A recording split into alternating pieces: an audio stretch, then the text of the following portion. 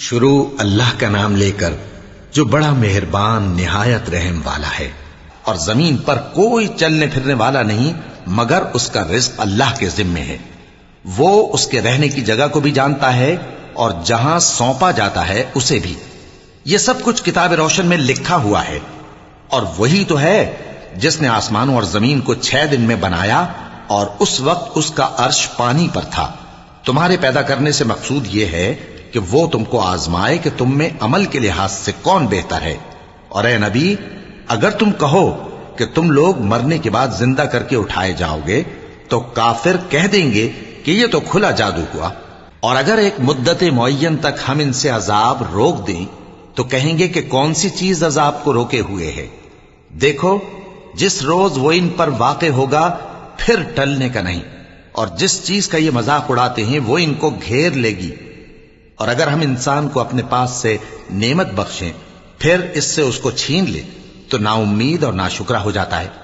اور اگر تکلیف پہنچنے کے بعد آسائش کا مزہ چکھائیں تو خوش ہو کر کہتا ہے کہ سب سختیاں مجھ سے دور ہو گئیں۔ بے شک وہ ہے ہی خوشی میں مست ہو جانے والا، بڑا فخر جتانے والا۔ ہاں، جنہوں نے صبر کیا اور عمل نیک کیے، یہی ہیں جن کے لیے بخشش اور اجر عظیم ہے۔ تو شاید تم کچھ چیز وہی میں سے جو تمہارے پاس آتی ہے چھوڑ دو، اور اس خیال سے تمہارا دل تنگ ہو کہ کافر یہ کہنے لگیں کہ اس پر کوئی خزانہ کیوں نہیں نازل ہوا، یا اس کے ساتھ کوئی فرشتہ کیوں نہیں آیا۔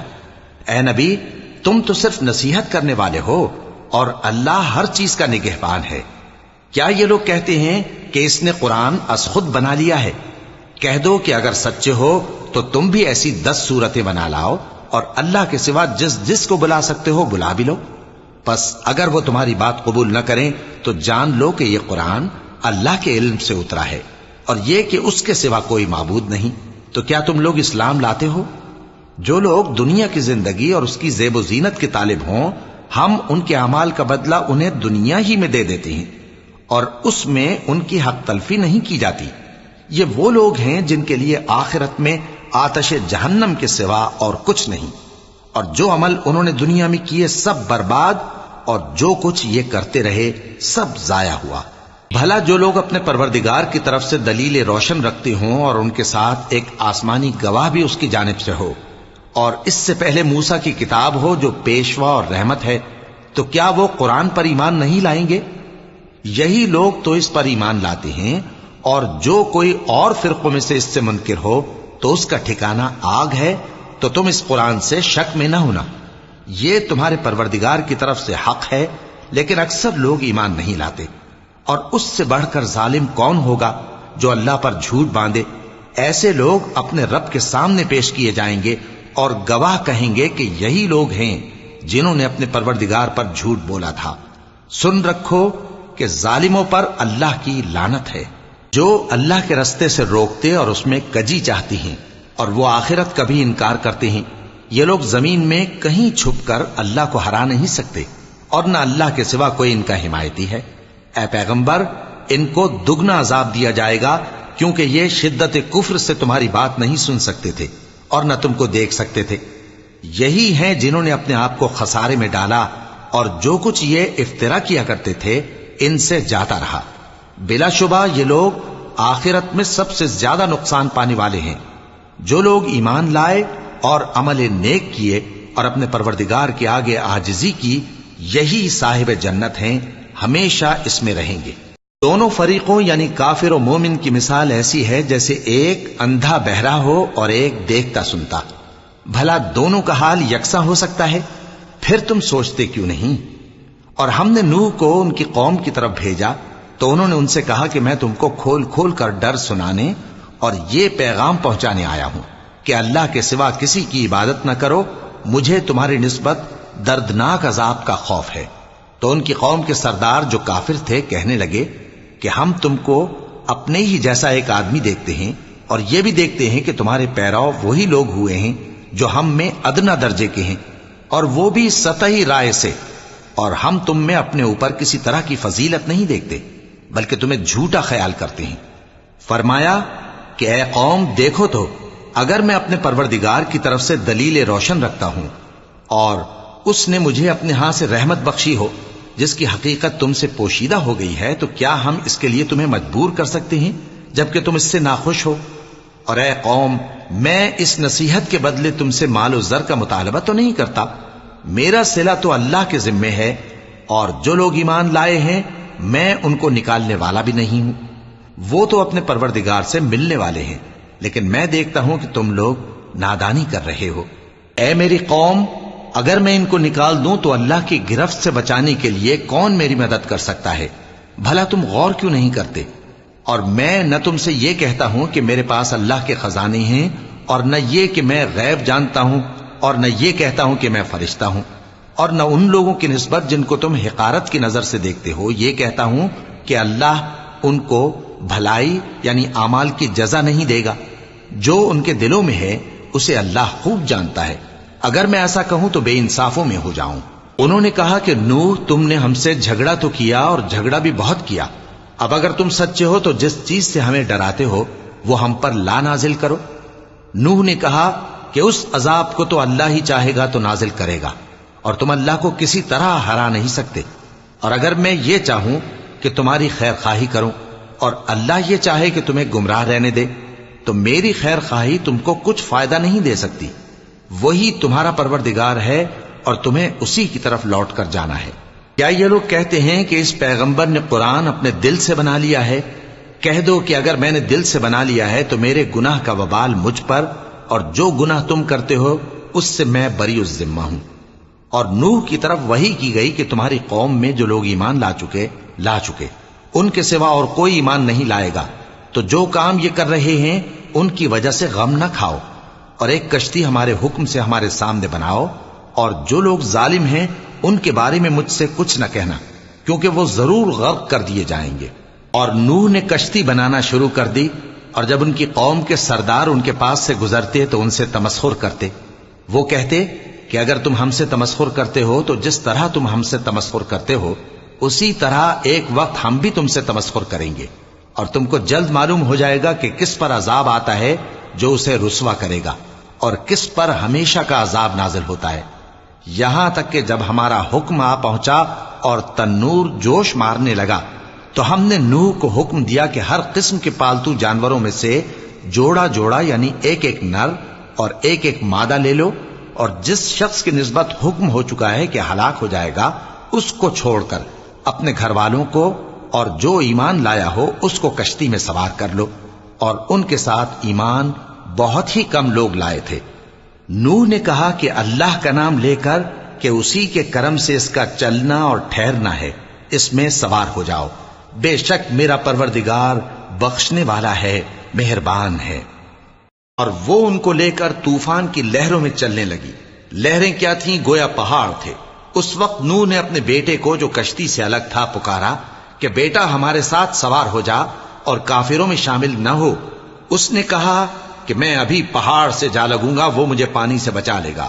فرمایا کہ آج اللہ کے عذاب سے کوئی بچانے والا نہیں اور نہ کوئی بچ سکتا ہے مگر وہی جس پر اللہ رحم کرے۔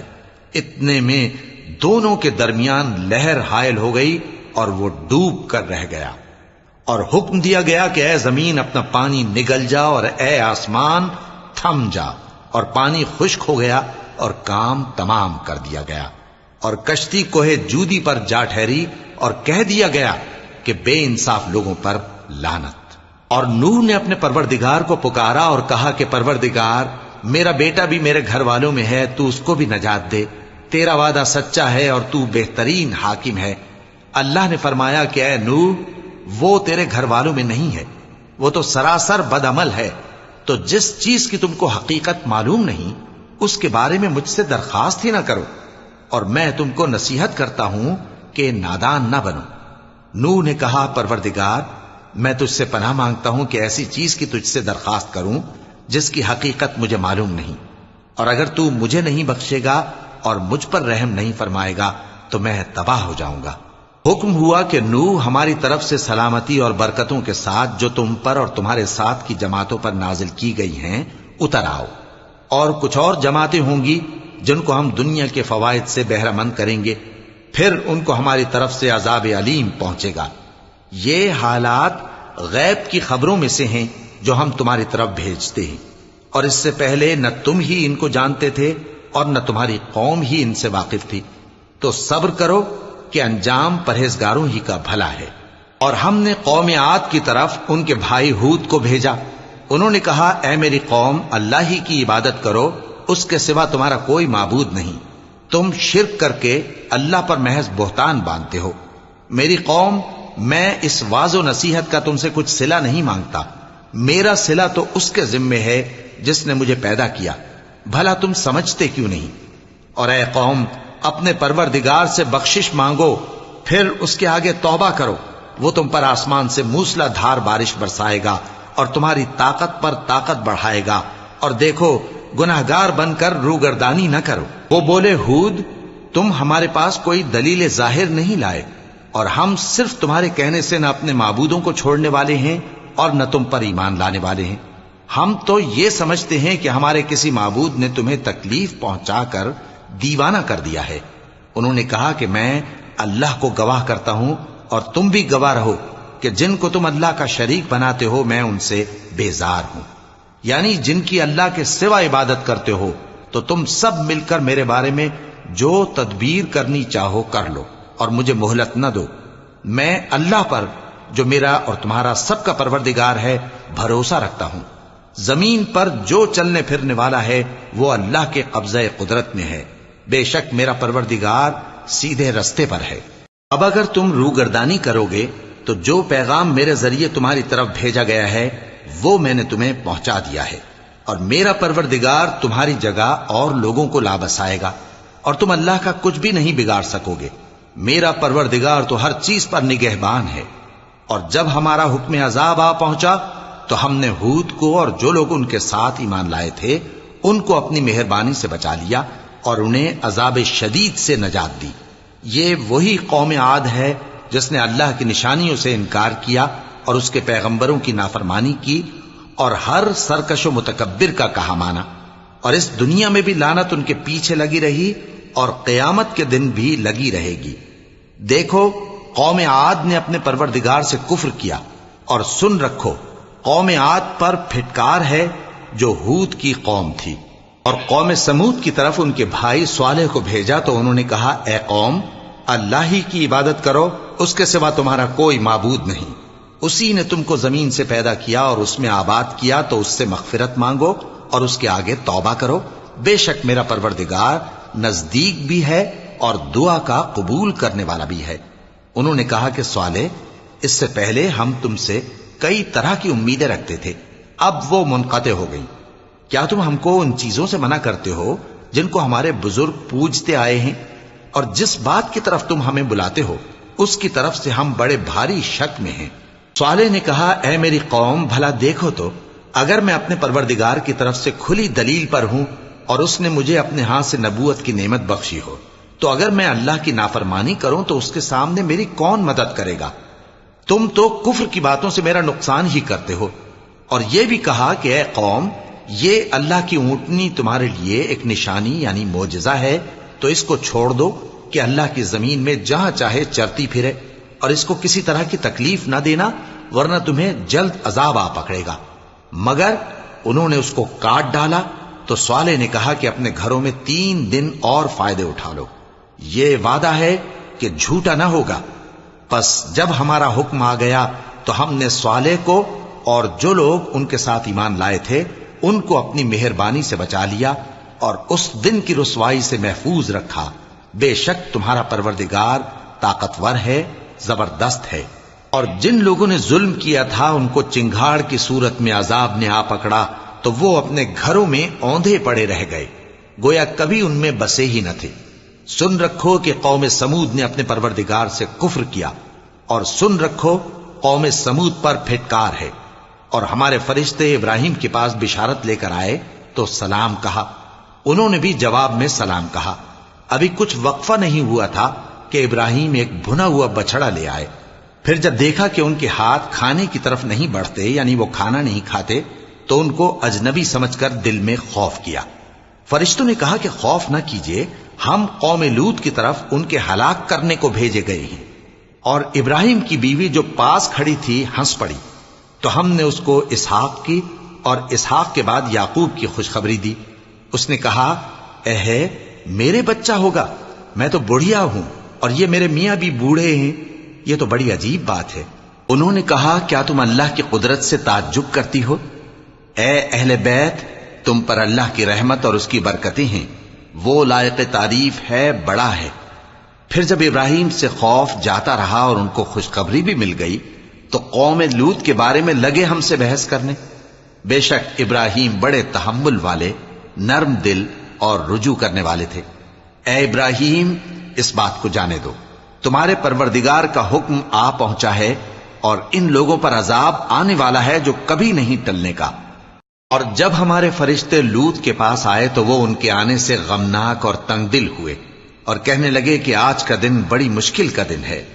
اور لوط کی قوم کے لوگ ان کے پاس بے تحاشا دوڑتے ہوئے آئے اور یہ لوگ پہلے ہی سے انتہائی بیہودہ حرکتیں کیا کرتے تھے۔ لوط نے کہا کہ اے بھائیو، یہ جو میری قوم کی لڑکیاں ہیں یہ تمہارے لیے جائز اور پاک ہیں، تو اللہ سے ڈرو اور میرے مہمانوں کے بارے میں مجھے بے آبرو نہ کرو۔ کیا تم میں کوئی بھی شائستہ آدمی نہیں؟ وہ بولے تم کو معلوم ہے کہ تمہاری ان بیٹیوں کی ہمیں کچھ حاجت نہیں، اور جو ہماری غرض ہے اسے تم خوب جانتے ہو۔ لوط نے کہا اے کاش مجھ میں تمہارے مقابلے کی طاقت ہوتی یا میں کسی مضبوط قلعے میں پناہ لے لیتا۔ فرشتوں نے کہا اے لوط، ہم تمہارے پروردگار کے فرشتے ہیں، یہ لوگ ہرگز تم تک نہیں پہنچ سکیں گے، تو کچھ رات رہے سے اپنے گھر والوں کو لے کر چل دو، اور تم میں سے کوئی شخص پیچھے مڑ کر نہ دیکھے مگر تمہاری بیوی کے جو آفت ان پر پڑنے والی ہے وہی اس پر بھی پڑے گی۔ ان کے عذاب کے وعدے کا وقت صبح ہے، اور کیا صبح کچھ دور ہے؟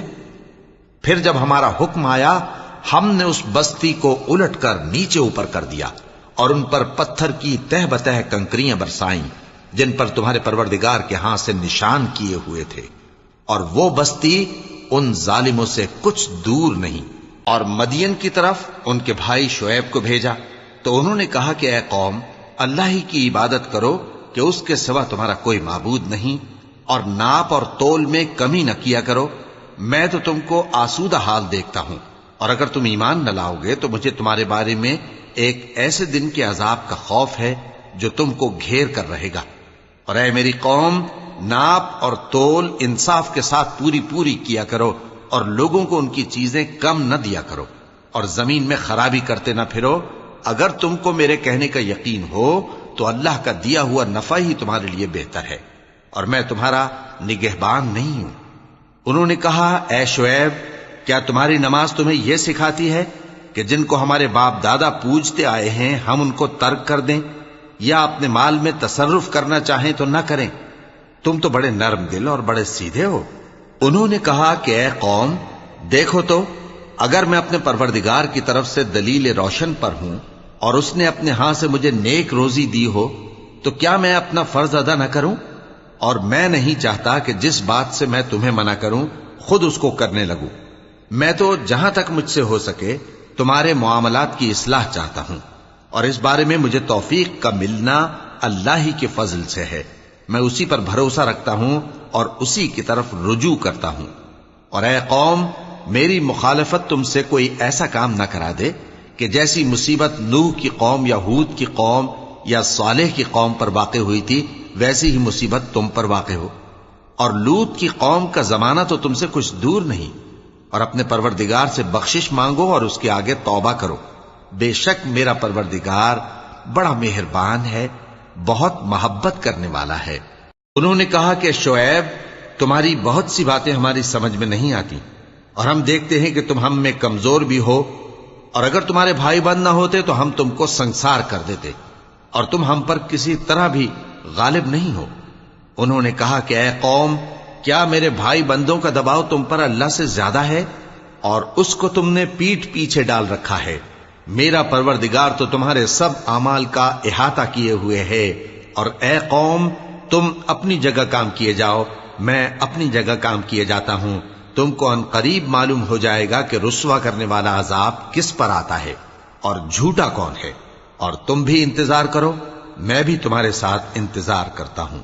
اور جب ہمارا حکم آ پہنچا تو ہم نے شعیب کو اور جو لوگ ان کے ساتھ ایمان لائے تھے ان کو تو اپنی رحمت سے بچا لیا، اور جو ظالم تھے ان کو چنگھاڑ نے آ دبوچا، تو وہ اپنے گھروں میں اوندھے پڑے رہ گئے، گویا ان میں کبھی بسے ہی نہ تھے۔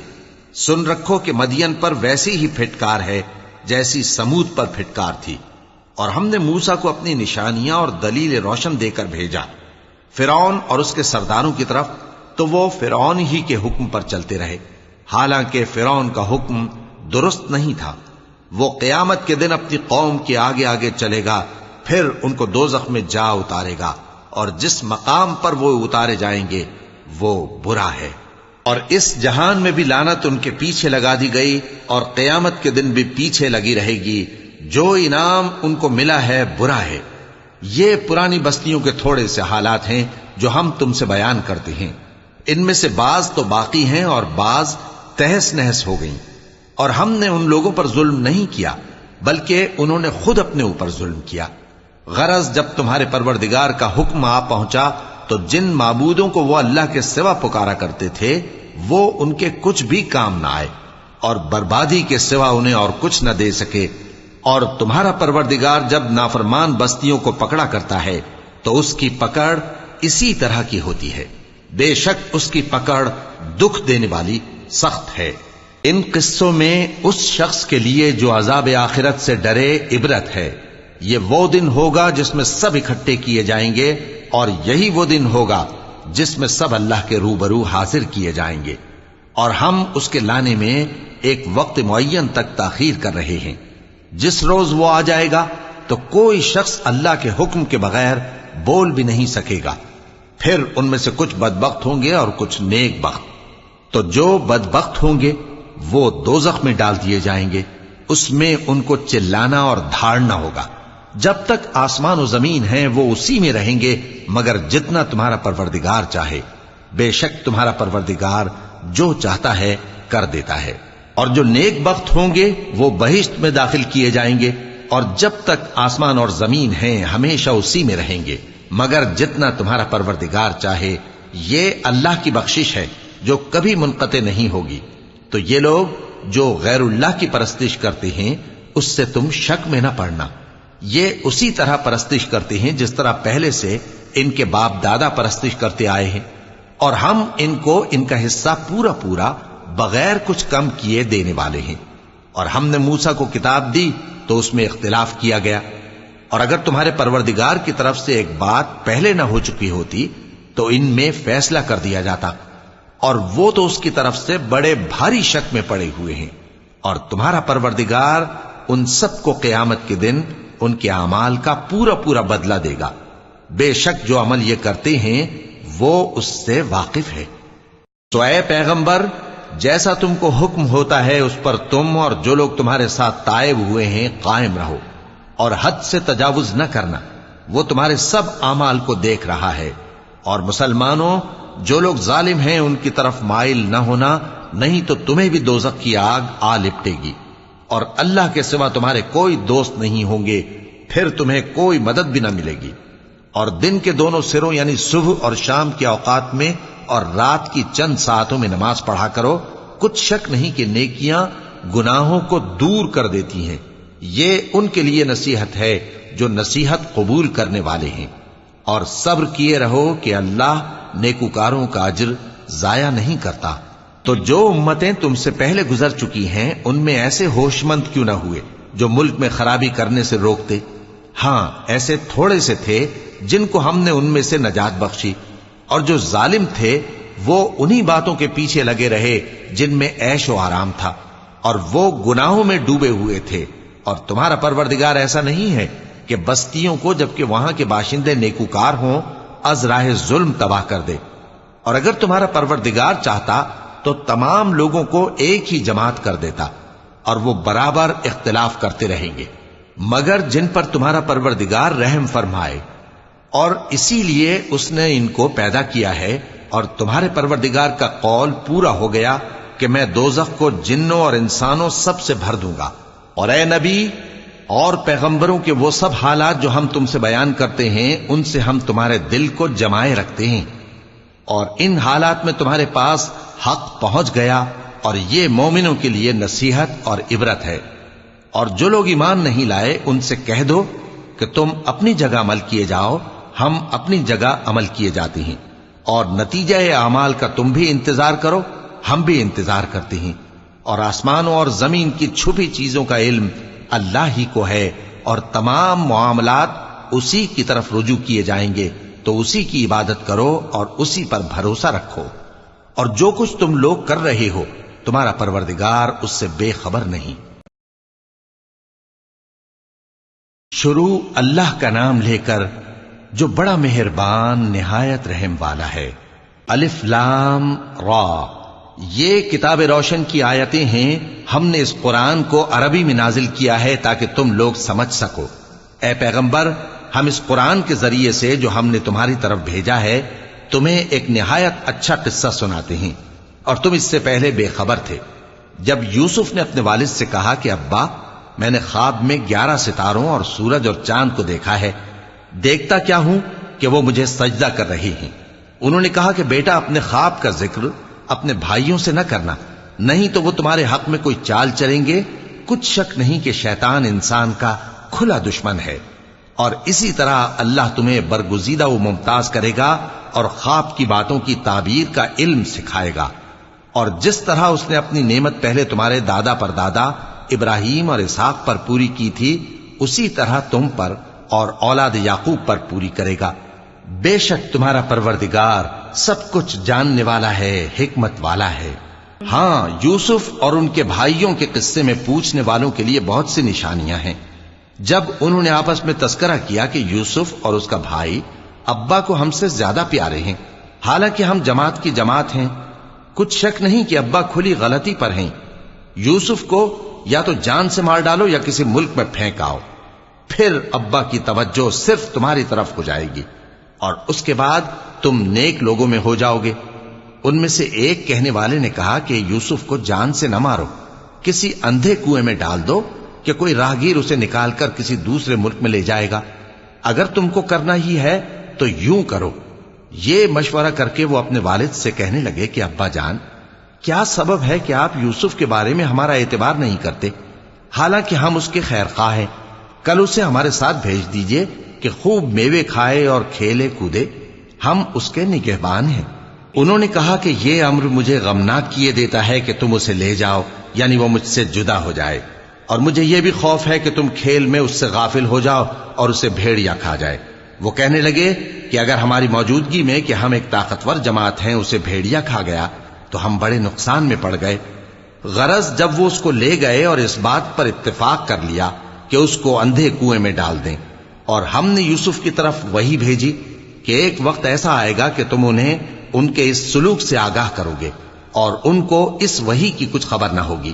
اور یہ حرکت کر کے وہ رات کے وقت باپ کے پاس روتے ہوئے آئے، کہنے لگے کہ ابا جان، ہم تو دوڑنے اور ایک دوسرے سے آگے نکلنے میں مصروف ہو گئے اور یوسف کو اپنے اسباب کے پاس چھوڑ گئے تو اسے بھیڑیا کھا گیا، اور آپ ہماری بات کو گو ہم سچ ہی کہتے ہیں باور نہیں کریں گے۔ اور ان کے کرتے پر جھوٹ موٹ کا لہو بھی لگا لائے۔ یعقوب نے کہا کہ یوں نہیں ہے، بلکہ تم اپنے دل سے یہ بات بنا لائے ہو۔ اچھا، صبر کہ وہی خوب ہے، اور جو تم بیان کرتے ہو اس کے بارے میں اللہ ہی سے مدد چاہیے۔ اور اب اللہ کی شان دیکھو کہ اس کنویں کے قریب ایک قافلہ آوارد ہوا اور انہوں نے پانی کے لیے اپنا سقا بھیجا، تو اس نے کنویں میں ڈول لٹکایا، یوسف اس سے لٹک گئے۔ وہ بولا، زہے قسمت، یہ تو ایک لڑکا ہے، اور اس کو قیمتی سرمایہ سمجھ کر چھپا لیا۔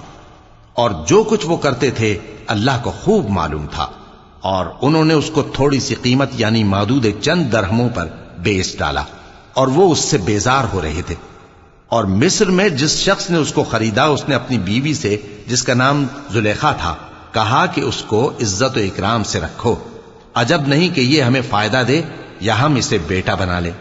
اس طرح ہم نے یوسف کو سرزمین مصر میں جگہ دی، اور غرض یہ تھی کہ ہم ان کو خواب کی باتوں کی تعبیر سکھائیں، اور اللہ اپنے کام پر غالب ہے لیکن اکثر لوگ نہیں جانتے۔ اور جب وہ اپنی جوانی کو پہنچے تو ہم نے ان کو دانائی اور علم عطا کیا، اور نیکوکاروں کو ہم اسی طرح بدلہ دیا کرتے ہیں۔ اور جس عورت کے گھر میں وہ رہتے تھے اس نے ان کو اپنی طرف مائل کرنا چاہا اور دروازے بند کر کے کہنے لگی، یوسف جلدی آؤ۔ انہوں نے کہا کہ اللہ پناہ میں رکھے، وہ یعنی تمہارے میاں تو میرے آقا ہیں، انہوں نے مجھے اچھی طرح سے رکھا ہے، میں ایسا ظلم نہیں کر سکتا، بے شک ظالم لوگ فلاح نہیں پائیں گے۔ اور اس عورت نے ان کا قصد کیا اور انہوں نے اس کا قصد کیا۔ اگر وہ اپنے پروردگار کی نشانی نہ دیکھتے تو جو ہوتا سو ہوتا۔ یوں اس لیے کیا گیا کہ ہم ان سے برائی اور بے حیائی کو روک دیں، بے شک وہ ہمارے چنے ہوئے بندوں میں سے تھے۔ اور دونوں دروازے کی طرف بھاگے، آگے یوسف پیچھے زلیخا، اور عورت نے ان کا کرتا پیچھے سے پکڑ کر جو کھینچا تو پھاڑ ڈالا، اور دونوں کو دروازے کے پاس عورت کا خاوند مل گیا۔ تو عورت بولی کہ جو شخص تمہاری بیوی کے ساتھ برا ارادہ کرے اس کی اس کے سوا کیا سزا ہے کہ یا تو قید کیا جائے یا اسے دکھ کا عذاب دیا جائے۔ یوسف نے کہا، اسی نے مجھ کو اپنی طرف مائل کرنا چاہا تھا۔ اور اس کے خاندان میں سے ایک گواہ نے گواہی دی کہ اگر اس کا کرتا آگے سے پھٹا ہو تو یہ سچی اور یوسف جھوٹا ہے، اور اگر کرتا پیچھے سے پھٹا ہو تو یہ جھوٹی اور وہ سچا ہے۔ سو جب اس کا کرتا دیکھا تو پیچھے سے پھٹا تھا، تب اس نے زلیخا سے کہا کہ یہ تمہارا ہی فریب ہے، اور کچھ شک نہیں کہ تم عورتوں کے فریب بڑے بھاری ہوتے ہیں۔ یوسف اس بات کا خیال نہ کر، اور زلیخا تو اپنے گناہ کی بخشش مانگ، بے شک خطا تیری ہی ہے۔ اور شہر میں عورتیں گفتگویں کرنے لگیں کہ عزیز کی بیوی اپنے غلام کو اپنی طرف مائل کرنا چاہتی ہے اور اس کی محبت اس کے دل میں گھر کر گئی ہے، ہم دیکھتی ہیں کہ وہ کھلی گمراہی میں ہے۔ پھر جب زلیخا نے ان عورتوں کی گفتگو جو حقیقت میں دیدار یوسف کے لیے ایک چال تھی سنی، تو ان کے پاس دعوت کا پیغام بھیجا اور ان کے لیے ایک محفل مرتب کی، اور پھل تراشنے کے لیے ہر ایک کو ایک ایک چھری دی، اور یوسف سے کہا کہ ان کے سامنے آؤ۔ جب عورتوں نے ان کو دیکھا تو ان کا روب حسن ان پر ایسا چھا گیا کہ پھل تراشتے تراشتے اپنے ہاتھ کاٹ لیے، اور بے ساختہ بول اٹھیں کہ اللہ پاک ہے، یہ آدمی نہیں، یہ تو کوئی بزرگ فرشتہ ہے۔ زلیخا نے کہا، تو یہ وہی ہے جس کے بارے میں تم مجھے تانے دیتی تھیں، اور بے شک میں نے اس کو اپنی طرف مائل کرنا چاہا مگر یہ بچا رہا، اور اگر یہ وہ کام نہ کرے گا جو میں اسے کہتی ہوں تو قید کر دیا جائے گا اور ذلیل ہوگا۔ یوسف نے دعا کی کہ پروردگار، جس کام کی طرف یہ مجھے بلاتی ہیں اس کی نسبت مجھے قید پسند ہے، اور اگر تو مجھ سے ان کے فریب کو نہ ہٹائے گا تو میں ان کی طرف مائل ہو جاؤں گا اور نادانوں میں سے ہو جاؤں گا۔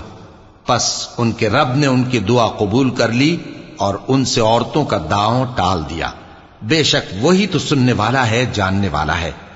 پھر باوجود اس کے کہ وہ لوگ ان کی بے گناہی کے نشان دیکھ چکے تھے، ان کی رائے یہی ٹھہری کہ کچھ عرصے کے لیے ان کو قید ہی کر دیں۔ اور ان کے ساتھ دو اور جوان بھی داخل زندہ ہوئے۔ ایک نے ان میں سے کہا کہ میں نے خواب دیکھا ہے، دیکھتا کیا ہوں کہ شراب کے لیے انگور نچوڑ رہا ہوں۔ دوسرے نے کہا کہ میں نے بھی خواب دیکھا ہے، میں یہ دیکھتا ہوں کہ اپنے سر پر روٹیاں اٹھائے ہوئے ہوں اور پرندے ان میں سے کھا رہے ہیں، تو ہمیں ان کی تعبیر بتا دیجئے کہ ہم تمہیں نیکوکار دیکھتے ہیں۔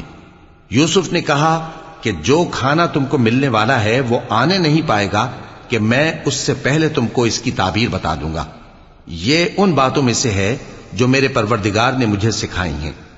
جو لوگ اللہ پر ایمان نہیں لاتے اور آخرت کا انکار کرتے ہیں، میں نے ان کا مذہب چھوڑ دیا ہے، اور میں اپنے باپ دادا ابراہیم اور اسحاق اور یعقوب کے مذہب پر چلتا ہوں۔ ہمیں شایع نہیں ہے کہ کسی چیز کو اللہ کے ساتھ شریک بنائیں، یہ اللہ کا فضل ہے ہم پر بھی اور لوگوں پر بھی، لیکن اکثر لوگ شکر نہیں کرتے۔ اے میرے قید خانے کے رفیقو، بھلا کئی جدا جدا آقا اچھے یا اللہ جو اکیلا ہے سب پر غالب ہے؟ جن چیزوں کی تم اللہ کے سوا پرستش کرتے ہو وہ صرف نام ہی نام ہیں جو تم نے اور تمہارے باپ دادا نے رکھ لیے ہیں، اللہ نے ان کی کوئی سند نازل نہیں کی۔ سن رکھو کہ اللہ کے سوا کسی کی حکومت نہیں ہے، اس نے ارشاد فرمایا ہے کہ اس کے سوا کسی کی عبادت نہ کرو، یہی سیدھا دین ہے، لیکن اکثر لوگ نہیں جانتے۔ اے میرے قید خانے کے رفیقو، تم میں سے ایک جو پہلا خواب بیان کرنے والا ہے وہ تو اپنے آقا کو شراب پلایا کرے گا، اور جو دوسرا ہے وہ سولی دیا جائے گا، اور پرندے اس کا سر نوچ کھائیں گے۔ جو بات تم مجھ سے پوچھتے تھے وہ فیصل ہو چکی ہے، اور ان دونوں میں سے جس کی نسبت یوسف نے خیال کیا کہ وہ رہائی پا جائے گا، اس سے کہا کہ اپنے آقا سے میرا ذکر بھی کر دینا۔ پھر شیطان نے اسے ان کا اپنے آقا سے ذکر کرنا بھلا دیا، اور یوسف کئی برس قید خانے ہی میں رہے۔ اور بادشاہ نے کہا کہ میں نے خواب دیکھا ہے، دیکھتا کیا ہوں کہ 7 موٹی گائیں ہیں جن کو 7 دبلی گائیں کھا رہی ہیں، اور 7 خوشے سبز ہیں اور 7 خشک۔ اے درباریو، اگر تم خوابوں کی تعبیر دے سکتے ہو تو مجھے میرے خواب کی تعبیر بتاؤ۔ انہوں نے کہا، یہ خواب تو پریشان خیالی سے ہیں، اور ہمیں ایسے خوابوں کی تعبیر نہیں آتی۔ اور وہ شخص جو دونوں قیدیوں میں سے رہائی پا گیا تھا اور جسے مدت کے بعد وہ بات یاد آ گئی، بول اٹھا کہ میں آپ کو اس کی تعبیر لا بتاتا ہوں، مجھے قید خانے جانے کی اجازت دیجیے۔ غرض وہ یوسف کے پاس آیا اور کہنے لگا، یوسف، اے بڑے سچے یوسف، ہمیں اس خواب کی تعبیر بتائیے کہ 7 موٹی گایوں کو 7 دبلی گائیں کھا رہی ہیں، اور 7 خوشے سبز ہیں اور 7 سوکھے، تاکہ میں لوگوں کے پاس واپس جا کر تعبیر بتاؤں۔ عجب نہیں کہ وہ تمہاری قدر جانے۔ انہوں نے کہا کہ تم لوگ 7 سال متواتر کھیتی کرتے رہو گے، تو جو غلہ کاٹو تو تھوڑے سے غلے کے سوا جو کھانے میں آئے باقی کو خوشوں میں ہی رہنے دینا۔ پھر اس کے بعد خشک سالی کے 7 سخت سال آئیں گے کہ جو غلہ تم نے جمع کر رکھا ہوگا وہ سب کو کھا جائیں گے، صرف وہی تھوڑا سا رہ جائے گا جو تم احتیاط سے رکھ چھوڑو گے۔ پھر اس کے بعد ایک ایسا سال آئے گا کہ خوب مے برسے گا اور لوگ اس میں رس نچوڑیں گے۔ اور یہ تعبیر سن کر بادشاہ نے حکم دیا کہ یوسف کو میرے پاس لے آؤ۔ سو جب قاصد ان کے پاس گیا تو انہوں نے کہا کہ اپنے آقا کے پاس واپس جاؤ اور اس سے پوچھو کہ ان عورتوں کا کیا حال ہے جنہوں نے اپنے ہاتھ کاٹ لیے تھے، بے شک میرا پروردگار ان کے فریب سے خوب واقف ہے۔ بادشاہ نے عورتوں سے پوچھا کہ تمہارا کیا قصہ تھا جب تم نے یوسف کو اپنی طرف مائل کرنا چاہا؟ سب بول اٹھیں کہ اللہ پاک ہے، ہم نے اس میں کوئی برائی معلوم نہیں کی۔ عزیز کی بیوی نے کہا، اب سچی بات تو ظاہر ہو ہی گئی ہے، اصل یہ ہے کہ میں نے اس کو اپنی طرف مائل کرنا چاہا تھا، اور وہ بے شک سچا ہے۔ یوسف نے کہا کہ میں نے یہ بات اس لیے پوچھی ہے کہ عزیز کو یقین ہو جائے کہ میں نے اس کی پیٹھ پیچھے اس کی امانت میں خیانت نہیں کی، اور اللہ خیانت کرنے والوں کی چال کو چلنے نہیں دیتا۔